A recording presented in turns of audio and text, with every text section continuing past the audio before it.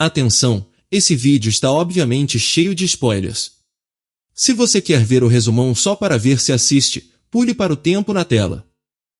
Botão. Eu assisti a esse anime há muito tempo atrás por recomendação do Heitor no falecido canal 7 Coisas, e me lembro de ser um anime bom que, na época, para mim, que era moleque, sangue e peitos eram novidade. Então, Botão, era muito da hora. E sim, só peito e explosão é quase tudo que me lembro. No primeiro episódio, vemos que existe um jogo virtual chamado e nosso protagonista está classificado entre os 10 melhores jogadores do mundo. O problema é que ele só é bom no jogo, pois na vida real ele é um fracassado. Após o anime deixar isso bem claro, corta para ele acordando no meio de uma floresta sem lembrar de nada, com sua mochila contendo água, comida e uma pochete com cubos pretos, dos quais ele não sabe o que são. Depois de caminhar um pouco, ele descobre que está em uma ilha e decide mexer em um dos cubos, desencadeando uma contagem regressiva. Por instinto, ele joga o cubo longe, que acaba explodindo. Mais tarde, ele encontra outro homem e tenta chamar sua atenção, mas é surpreendido com uma bomba em seu pé. Após uma perseguição e muita relutância em matar o homem,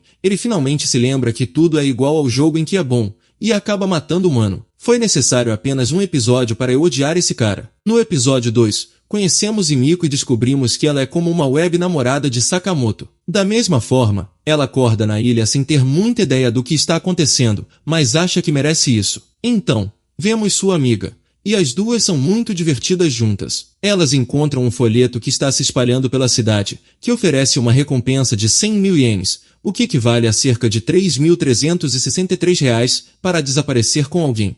Voltando ao presente, Himiko percebe imediatamente que isso se parece com o jogo ao contrário do rapaz que só joga o jogo. Mas tudo bem. 3 homens encontram Himiko, o professor bondoso, que certamente não será o primeiro a morrer, o rapaz mais gordinho e amigável, que nunca faria mal a ninguém, e o ex-militar que começa a ameaçar Himiko sem motivo nenhum, misógino sei lá. Mais tarde, depois de uma pescaria explosiva, eles veem um airdrop e vão conferir. Eles encontram suprimentos essenciais, mas o militar mata o professor porque sim, e os outros concordam com isso por enquanto. No entanto, ao amanhecer, o rapaz gordinho mostra sensatez e sugere que eles fujam, caso contrário, serão os próximos. Claro que o militar sabe rastrear e os encontra, mas o Casemiro mostra sua bomba ácida, que é uma arma poderosa, e o afasta temporariamente. Em seguida, eles têm uma discussão, e Himiko soca o porpeta por tê-la segurado com muita força, e ele de repente lambe ela, mas ela consegue escapar. Lembrando do que aconteceu, ela apresentou uma banda para as amigas e foi buscar um rango. Quando voltou encontrou as amigas violadas, e se não tivesse fugido e chamado a polícia teria acontecido o mesmo com ela. Mas pelo visto, a melhor amiga dela a culpa e mostra que assinou o panfleto para fazê-la desaparecer, e é por isso que ela está na ilha. No presente, o Mano encontra Himiko, e ela prefere perder a vida do que ser tocada, então, ela ativa a bomba, e ele se desespera e acaba fugindo com as calças abaixadas. Ela, que não é boba, lança a bomba nele e o mata, ficando satisfeita por ter se protegido. Eu gostei muito dessa personagem, completamente diferente de Sakamoto,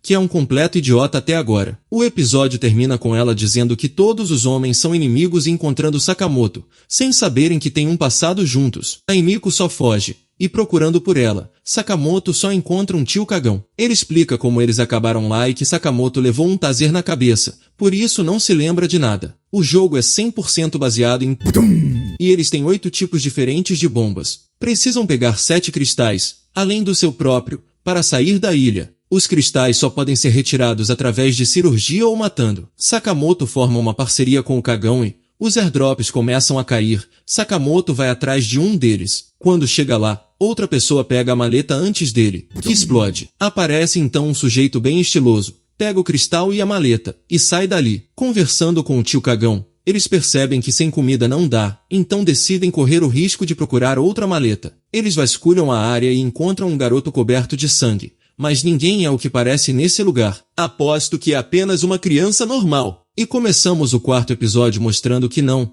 é um garoto normal. Ele foi preso por assassinar e estuprar 3 mulheres, nessa ordem, e tem problemas com um pai abusivo. Mais tarde, descobrimos que o sangue no garoto é do próprio pai, que era um nojento, e o filho é um psicopata. O garoto começa a bombar pessoas que não o seguem, e Sakamoto percebe isso, decidindo sair de perto dele. No entanto, o cagão torce o pé enquanto corre, e Sakamoto se move na direção oposta para manter o garoto longe. Sakamoto é habilidoso, mas ele é um psicopata e por isso tem vantagem, pois não tem medo de matar. Depois de algumas explosões aqui e ali, o garoto atinge a cabeça de Sakamoto, fazendo perder um pouco do senso de realidade e começar a jogar para valer. Ele derrota Mini Suzanne von Richthofen, prendendo-a a uma árvore com uma barra de chocolate e 100 bombas. Espero que o próximo que ele encontrar seja bonzinho também, porque senão, ele está fudido. Depois de dizer seu nome, o garoto percebe que Sakamoto é o 10º colocado no mundo já que ele também era jogador. O episódio 5 eu não quero falar muito dele, porque coisas bem desagradáveis acontecem. Que ódio desse cara velho, mas resumindo eles estão comendo finalmente, e vem o corpo do porpeto estuprador descendo a cachoeira,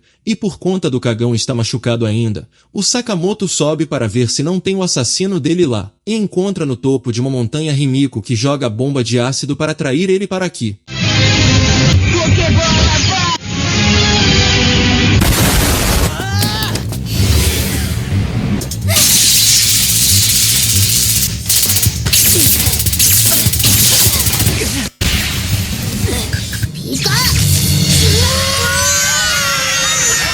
E depois da luta, passando por uma cena escrota, e de um susto, ele não toca nela e começa a pensar com a cabeça de cima, e percebe que ela já pode ter sido muito judiada por uma galera na ilha. Coitada dessa mina. À noite ela conta sobre quem manda as pessoas para essa ilha tem que ser um conhecido, e depois dele entrar em choque com as possibilidades, eles são atacados por dragões de Komodo. A Rimiko desmaia, o que torna a fuga deles bem complicada. O Taira é mordido por um deles, mas eles conseguem fugir por um tempo descendo o rio. Taira começa a falar sobre como não é tão bonzinho assim no trabalho dele, mencionando que na outra vez que o Sakamoto saiu, ele ficou com medo de que ele não voltasse mais. Então, os dragões de Komodo atacam novamente, e Taira decide sair correndo, deixando Sakamoto sozinho com a Rimiko. Sakamoto pensa que Taira foi embora com todas as bombas e comida, mas ele retorna e tudo se resolve. Tentando subir a um lugar alto com a Rimiko desacordada, Sakamoto percebe que não conseguem subir. Então, depois de coringar, ele tem a ideia de usar a bomba de ácido de Rimiko para deter os dragões. No dia seguinte, a ferida de Taira piora e alguém os segue, fazendo Sakamoto tentar despistá-los, mas a pessoa não segue o radar, mas apenas rastros. Por isso não pode ser enganada fácil assim. Um mercenário voltou querendo chips para sair da ilha,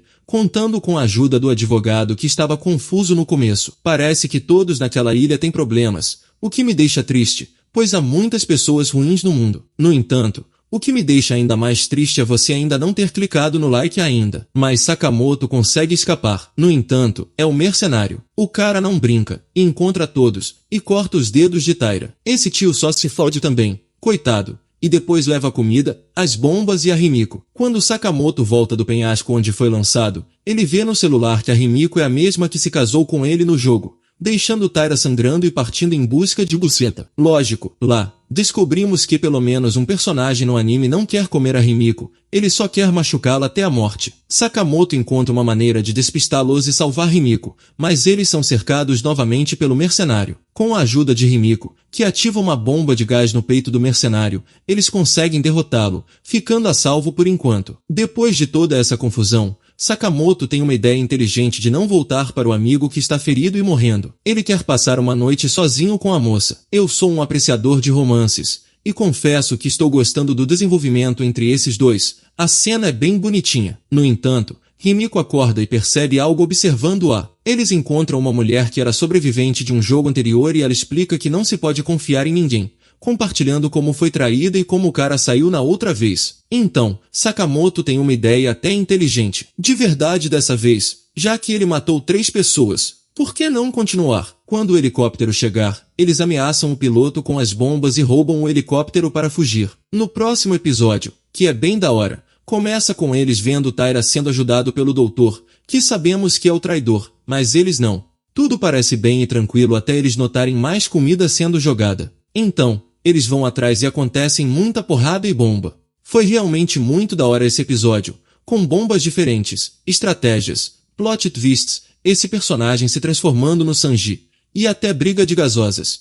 Sério, assistam se ainda não assistiram, pois com tantas brigas fica difícil narrar tudo aqui. Enfim, o Sakamoto não conseguiu a comida e o Sanji reconheceu ele. E pensando bem, ele lembra que houve um talarico na escola que tinha uma voz igual a dele. Essa história foi engraçada e não terminou bem, como todas as histórias de talaricos. O médico diz que o Taira tá piorando e precisa de remédios, e os três vão atrás da maluca, que ela pode saber onde possa ter. O episódio termina com o Sakamoto caindo em uma armadilha, o que certamente ele morreu. O bom doutor agora quer matar a Rimiko, mas a doida o ataca com uma foice. Mas ela não termina o serviço deixando com que ele acabe ativando as minas que ele havia implantado pelo caminho, fazendo-as explodir. Mesmo com uma posição muito vantajosa, ela estraga tudo e cai no conto dele, caindo para baixo e deixando a Rimiko sozinha mais uma vez. Quando ele tenta matá-la com as bombas do Sakamoto, eu imediatamente me lembrei dessa cena, muito boa. A bomba não explode, então ele está vivo e mostra como escapou. Desculpe, mas essa cena é muito mal feita. Como ela não viu isso pela janela? Não faz sentido. Mas ele está vivo, trapaceando. Ele engana o cara e vence usando suas próprias minas. Depois disso, eles finalmente vão cuidar do Taira, coitado, mas não antes de uma cena de banho. No entanto, essa cena é bonitinha. Pelo menos a Rimiko tá pelada porque quer, pelo menos uma vez nesse anime. Voltando para onde o Taira estava, eles escutam um barulhinho e percebem que é uma bomba teleguiada. O que aconteceu foi o seguinte: o Taira ficou louco porque foi deixado de lado, de novo, com dor e sozinho só querendo voltar para casa ele quis matar os amigos que ele fez. Depois, por sorte, eles conseguiram burlar a situação e o Taira voltou a si, mas infelizmente não conseguindo se perdoar pelo que fez, então ele tira a própria vida. Depois disso, o Sakamoto finalmente dá uma bola dentro, e não literalmente, o que me fez gostar dele no final. Ele melhorou como pessoa, e o anime termina aí. E como disse nos últimos segundos, não tiveram os créditos para continuar a história. Pelo menos para mim, eu não vou saber como é o verdadeiro final dessa história, pois ela só continua no mangá. Eu não sou exatamente o tipo que gosta desses livrinhos de colorir, mas dei uma olhada. Lá, a história é contada de um jeito um pouco diferente e tem bem menos cenas da Rimiko sendo tocada. No entanto, as cenas que existem são mais explícitas, entende? É muito mais detalhado no mangá. A cena ridícula dele só vivendo é muito diferente lá. A história continua. Então, se você gosta, vale a pena dar uma olhada lá. Minha nota quando assisti pela primeira vez, quando era pequeno, foi 8, mas hoje eu dou um 6,5. É um Battle Royale, provavelmente o primeiro com o qual tive contato, e a ideia de só usar bombas é muito boa, pois muda bastante a dinâmica, já que você pode se matar também se não tiver cuidado. A animação é da Madhouse, então é muito bonita, e a história de ser sequestrado e levado para lá também é muito interessante. Me lembra outro anime recente que assisti, que tem um vídeo chegando em breve. Mas se é tudo isso, por que 6,5? Isso se deve ao restante. Passei voando pelo mangá, e não tem nem metade das cenas de toques não permitidos na coitada, o que desconta no tempo em algumas explicações na trama. Por exemplo, há muito mais sobre o pai do Sakamoto e como ele era, o que é importante para entender por que ele é do jeito que é. Mas tiraram isso para dar destaque ao Porpeta, o que não faz sentido. Portanto, poderia ser muito melhor. A abertura é muito boa, a segunda é ainda melhor, e o encerramento é bonitinho. A melhor coisa do anime, carinha aquela sem dúvida, é a Rimiko. Ela não é a melhor personagem do mundo, mas neste anime as opções são Doida 1, Doida 2, ou ela. E ela é bonitinha demais e definitivamente a melhor pessoa deste anime. Nós chegamos ao final deste vídeo, e agora quero saber, qual foi a melhor coisa carinha aquela para vocês? Deixem seus comentários aí embaixo e não se esqueçam de se inscrever no canal para mais.